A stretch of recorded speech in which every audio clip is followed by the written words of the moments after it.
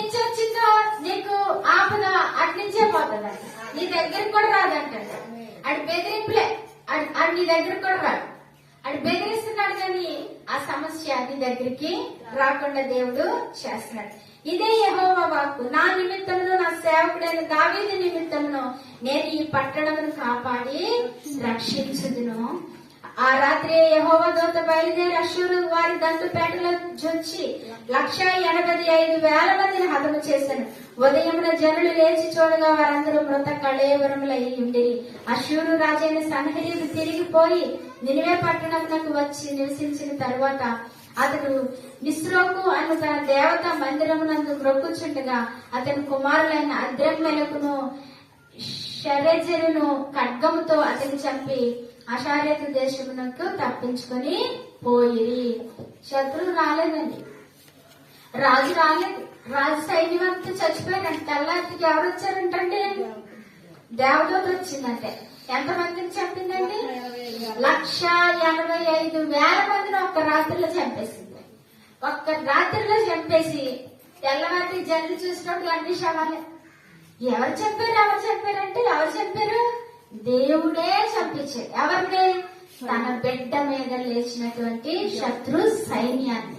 గనుక మన జీవితంలో శత్రు ఎటువంటి పరిస్థితులు తీసుకొస్తున్నాడు, ఎటువంటి ప్రమాదాలు నీకున్నాయి భయపడుతున్నాడు అపవాది, వాడిని వాడి క్రియలన్నింటినీ ఎవరు లయపరుస్తారు? దేవుడు లయపరుస్తాడండి. ఆమేన్. ఆమేన్. హల్లెలూయా. ఆ తెల్లవారేసరికి మొత్తం అందరూ చనిపోయారంటే రాజు పారిపోయాడంటే. ఏమాడు? ఆయన చెప్పారు కదా వచ్చిన దారిని వెళ్ళిపోతాడు అని అన్నారా? వాడు పారిపోయి వెళ్ళాడు అంటాడు. ఆ దేశం వెళ్ళిపోయి అక్కడ పరిపాలన చేసుకుంటే మరి వెళ్ళాడు దేవత గుడిలో ప్రార్థన చేస్తున్నాడంట. ఆడ కొడుకులు వచ్చి చంపేశారంట. ఎవరిని? రాజు.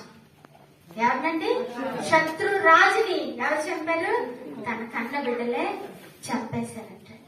అతను ఏమన్నాడంటే నేను ఆ దేశాన్ని ఈ దేశాన్ని గెలిచి నువ్వెంత, నీ దేవుడెంత అని అన్నాడు.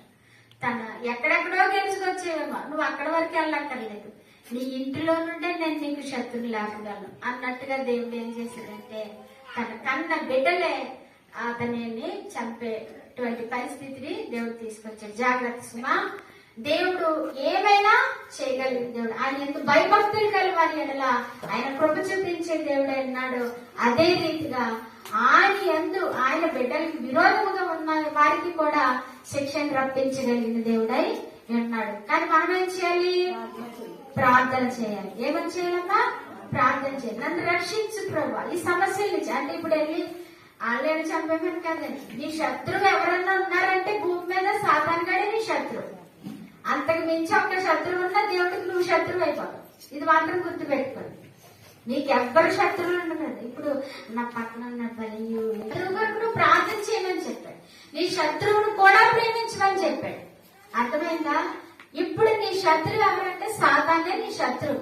ఎవరు నీ శత్రువు?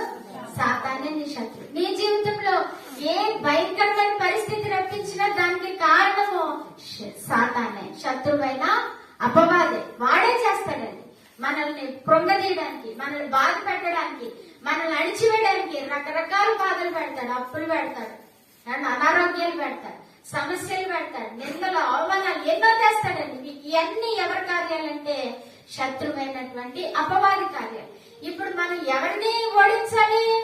దేవుని శక్తితో అపవాదిని ఓడించాలి. దేవుని శక్తి ఎలాగ పనిచేస్తుంది మన జీవితాల్లో అంటే ప్రార్థన ద్వారా పనిచేస్తుంది. మీరేం చేయాలి? ప్రార్థన చేయాలి. అంతేగానమ్మా మేము దెబ్బలాడి వాళ్ళని చంపాయని అనుకోండి. అలా అనుకోండి. ఎప్పుడు దేవునికి ఇష్టమైంది ప్రేమించాలి. ఎవరినైనా ప్రేమించాలి. ఎంత శత్రువునైనా నువ్వు ప్రేమించవలసిందే. దేవుని యొక్క ఆజ్ఞ. కాబట్టి నీ జీవితంలోనికి ఒకవేళ ఆ మనిషినే వాడుకుంటాడు. నీ శత్రువు అయిపోయింది కదా, శత్రువు అయిపోయాడు కదా, ఆ మనిషిని ఎవరు వాడుకుంటారు తెలుసా? సాతాను గారు వాడుకుంటాడు. ఇది ఈ యొక్క మన దగ్గర ఆడుతున్నటువంటి సమస్య గాని మనిషి గాని ఏదైనా సరే ఎవరు ఆడిస్తారో